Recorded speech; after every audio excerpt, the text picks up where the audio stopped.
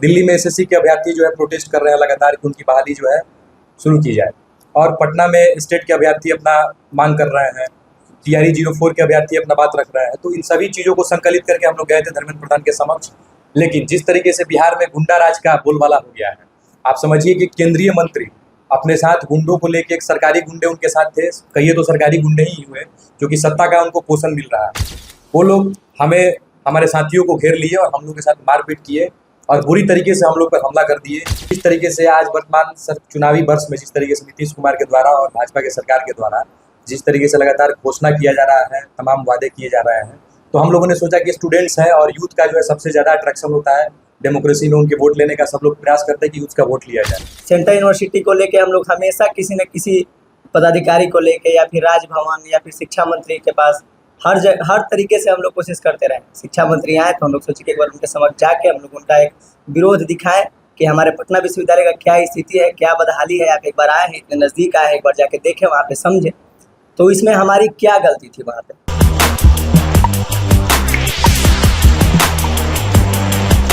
आप सबका बहुत बहुत स्वागत। हमारे साथ बीपीसीसी के स्पोक्स पर्सन पंकज भैया हैं और प्रकाश हमारे साथ टेनिस भाई के साथी हैं, पटना विश्वविद्यालय छात्र संघ उपाध्यक्ष पद के प्रत्याशी रहे हैं। बीते दिनों जो है धर्मेंद्र प्रधान पटना में आए हुए थे, ज्ञान भवन उनका कार्यक्रम था स्टूडेंट कॉन्क्लेव करके। तो हम लोगों ने सोचा कि स्टूडेंट कॉन्क्लेव का कार्यक्रम है तो हम लोग छात्रों का जो है बात धर्मेंद्र प्रधान के सामने रखने के लिए वहाँ गए हुए थे। डेमोक्रेसी में क्या है कि संवैधानिक तरीके से अपना बात रखने का सबको अधिकार प्राप्त है। इसी कड़ी में जो है धर्मेंद्र प्रधान के बीच हम लोग गए थे कि पटना विश्वविद्यालय का एक सबसे चिर परिचित मांग है कि पटना विश्वविद्यालय को केंद्रीय विश्वविद्यालय का दर्जा मिले। और जिस तरीके से आज वर्तमान चुनावी वर्ष में जिस तरीके से नीतीश कुमार के द्वारा और भाजपा के सरकार के द्वारा जिस तरीके से लगातार घोषणा किया जा रहा है, तमाम वादे किए जा रहे हैं, तो हम लोगों ने सोचा कि स्टूडेंट्स हैं और यूथ का जो है सबसे ज़्यादा अट्रैक्शन होता है डेमोक्रेसी में, उनके वोट लेने का। सब लोग प्रयास करते हैं कि यूथ का वोट लिया जाए। तो मैं चाहा कि पटना विश्वविद्यालय का जो मांग है उसको पूरा करने के लिए हम लोग धर्मेंद्र प्रधान के बीच में गए। दिल्ली में एसएससी के अभ्यर्थी जो है प्रोटेस्ट कर रहे हैं लगातार कि उनकी बहाली जो है शुरू की जाए। और पटना में स्टेट के अभ्यर्थी अपना मांग कर रहे हैं, टीआरई 04 के अभ्यर्थी अपना बात रख रहे हैं। तो इन सभी चीज़ों को संकलित करके हम लोग गए थे धर्मेंद्र प्रधान के समक्ष। लेकिन जिस तरीके से बिहार में गुंडा राज का बोलबाला हो गया है, आप समझिए कि केंद्रीय मंत्री अपने साथ गुंडों को लेके, एक सरकारी गुंडे उनके साथ थे, कहिए तो सरकारी गुंडे ही हुए, जो कि सत्ता का उनको पोषण मिल रहा है और सत्ता के लोगों के द्वारा उनको संरक्षित किया जा रहा है। तो जैसे ही धर्मेंद्र प्रधान का आगमन हुआ, हम लोग अपना विरोध दर्ज करने के लिए उनके समक्ष गए। लेकिन लगातार जो है 30-35 की संख्या में उनके साथ जो सरकारी गुंडे थे, जो भाजपा युवा मोर्चा के जो गुंडे थे, जो संघ से जुड़े हुए लोग थे, वो लोग हमें, हमारे साथियों को घेर लिए और हम लोग के साथ मारपीट किए और बुरी तरीके से हम लोग पर हमला कर दिए। आप लोग वीडियो के माध्यम से देखे होंगे कि ईंट पत्थर से हमला किया गया, पीछे से चेयर उठा के वो लोग मार रहे थे। तो ये जो तरीका था वो बेहद शर्मनाक और निंदनीय था। तो इन्हीं सभी चीज़ों के विषय में मैं ये कहना चाहता हूँ कि ये बिहार की जनता जो है इस चीज़ का निर्णय करेगी। और हम लोग चाहते हैं कि आने वाला समय जो चुनाव का समय है, मैं बिहार के जितने भी छात्र युवा हैं उनसे मैं अपील करता हूं कि पटना विश्वविद्यालय नहीं, बिहार में जितने भी विश्वविद्यालय हैं, आप सभी किसी विश्वविद्यालय का अगर स्थिति देखेंगे तो विश्वविद्यालय में जो लेट लतीफ़ी का इशू है, सत्र देरी का जो इशू है, और तमाम जो विश्वविद्यालय मतलब जो उसमें कुलपति आ रहे हैं, जो रजिस्ट्रार आ रहे हैं, एक बोली उनका लग रहा है 5 करोड़ 7 करोड़ 10 करोड़ ऐसे उनका बोली लग रहा है। अपने साथ वो ठेकेदार लेके आते हैं, सिविल ठेकेदार लेके आते हैं, इलेक्ट्रिकल ठेकेदार लेके आते हैं। तो सारे लोग एक बैकअप लेके जाते हैं और विश्वविद्यालयों का शोषण करके पूरी तरीके से जा रहे हैं। पटना विश्वविद्यालय में एक परंपरा चल के आ रहा है कि जो भी वीसी आ रहे हैं अपने साथ ठेकेदार लेके आ रहे हैं और बड़ा बड़ा बिल्डिंग का निर्माण हो रहा है और उनका कमीशन बना हुआ है। 5% 10% अपना कमीशन बना के अपना वो काम कर रहे हैं और गुणवत्तापूर्ण काम कहीं नहीं होता है।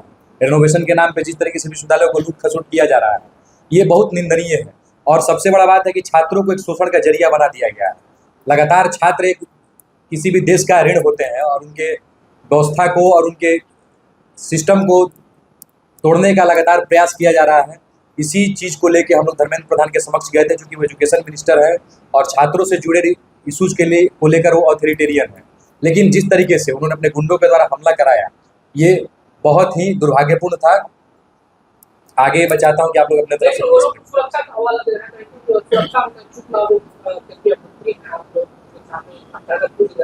नहीं, हम लोग बिल्कुल शांतिपूर्ण, हम लोग केवल 5 लोग थे। आप समझिए कि 5 लोग, उतने बड़े प्रशासनिक अमले, उनके साथ अधिकारी थे, उनके साथ फोर्स के लोग थे, तो वो लोग क्या कर सकते थे। हम लोग उनके सामने कुछ नहीं थे, हथियारबंद उनके साथ लोग थे। हम लोग तो एक झंडा लेके गए, वो तो एक सांकेतिक प्रदर्शन था। आप समझिए कि उनके साथ सरकारी गुंडे थे जो भाजपा युवा मोर्चा से जुड़े हुए लोग हैं, और उसके बाद उनके साथ हथियारबंद जो प्रशासन के लोग थे वो लोग भी थे। तो डबल ट्रिपल प्रोटेक्शन लोग थे, तो उनको प्रोटेक्शन की क्या जरूरत है? ये तो बात को जो है मट्टी पलित करने वाला स्थिति है। आप लोगों ने न्यायालय का या हम लोग पुलिस में एफआईआर दर्ज कराने के लिए गए हुए थे, पुलिस ने एफआईआर लेने से मना कर दिया है, तो हम लोग न्यायालय के समक्ष गए हुए हैं और मैंने न्यायालय का जो भी न्यायिक प्रक्रिया होता है उसके मामले से जो है हम कंप्लेंट उसमें फाइल करेंगे और आगे हम लोग कार्रवाई करने का ये करेंगे।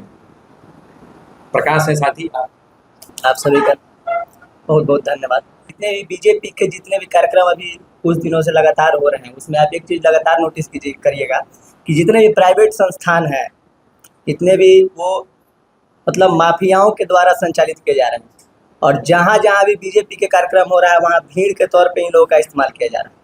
वैसे ही भीड़ का इस्तेमाल इस कार्यक्रम में भी किया जा रहा था। बगल में पटना विश्वविद्यालय है, बिहार का सबसे प्रतिष्ठित और सबसे पुराना विश्वविद्यालय है। हम लोग को जब पता चला तो शिक्षा मंत्री थे, छात्रों की लायबिलिटी उनके ऊपर है, तो हम लोग एक सांकेतिक रूप से एक काला झंडा दिखाने के लिए हम लोग वहाँ पे खड़े थे गांधी संग्रहालय के सामने। जब उन लोग को पता चला कि हम लोग यहाँ पे खड़े हैं तो अचानक से 20-30 की संख्या में वहाँ लोग आए और हम लोग के साथ मारपीट करने लगे। छात्रों की लायबिलिटी जिसके ऊपर है तो हम छात्र सवाल किससे करेंगे? ये हमारी लायबिलिटी जो निर्वहन करता है उसी के सामने हम लोग जाके उसी के समक्ष हम लोग जाके अपना बात रखेंगे कि हमारे साथ क्या समस्या है। पटना विश्वविद्यालय सबसे पुराना विश्वविद्यालय है, उसके बाद बने हुए विश्वविद्यालय को सेंट्रल यूनिवर्सिटी का दर्जा मिल जा रहा है। 2017 में जब नरेंद्र मोदी जब पटना कॉलेज में आए थे तो मंच से उन्होंने बोला कि सेंट्रल यूनिवर्सिटी तो नहीं लेकिन वर्ल्ड क्लास यूनिवर्सिटी का बनाने की कोशिश करेंगे यहाँ। उसके बाद ये सारा जो बात है वो जुमला ही रह गया। उसके समक्ष हम लोग बार बार इस चीज़ को लेके हम लोग आंदोलनरत रहे हैं। सेंट्रल यूनिवर्सिटी को लेके हम लोग हमेशा किसी न किसी पदाधिकारी को लेके या फिर राजभवन या फिर शिक्षा मंत्री के पास हर तरीके से हम लोग कोशिश करते रहे। शिक्षा मंत्री आए तो हम लोग सोचे कि एक बार उनके समक्ष जाके हम लोग उनका एक विरोध दिखाएं कि हमारे पटना विश्वविद्यालय का क्या स्थिति है, क्या बदहाली है। आप एक बार आए हैं, इतने नज़दीक आए हैं, एक बार जाके देखें, वहाँ पे समझें तो इसमें हमारी क्या गलती थी वहाँ पे। और जहाँ सुरक्षा की बात जहाँ पे आप लोग कर रहे हैं, सुरक्षा की बात, सुरक्षा हवाले के तहत हम लोग को पुलिस अगर वहाँ से हटाती तो ये सोचा जा सकता था, बताया जा सकता था कि सुरक्षा के हवाले से हम लोग को हटाया गया है। उनके जो युवा मोर्चा के जो गुंडे हैं उनका क्या अधिकार बनता है कि अगर कोई विरोध कर रहा है, जैसे वो आम जनता है वैसे हम भी आम जनता है, तो उनका कौन हक देता है उनको कि वो आके हम लोग के साथ मारपीट करे, हम लोग को रोके? तो ये आम जनता के ऊपर है कि वो डिसाइड करेगी कि कौन गलत है कौन सही है।